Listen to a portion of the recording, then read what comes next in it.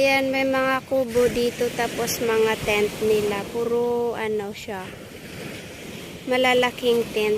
Good for family. One family or ano, group.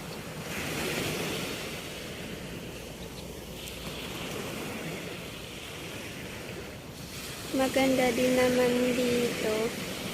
May mga ano din pala dito. Buko. Coconut tree. Tapos, yung sunset natin ngayon for the day.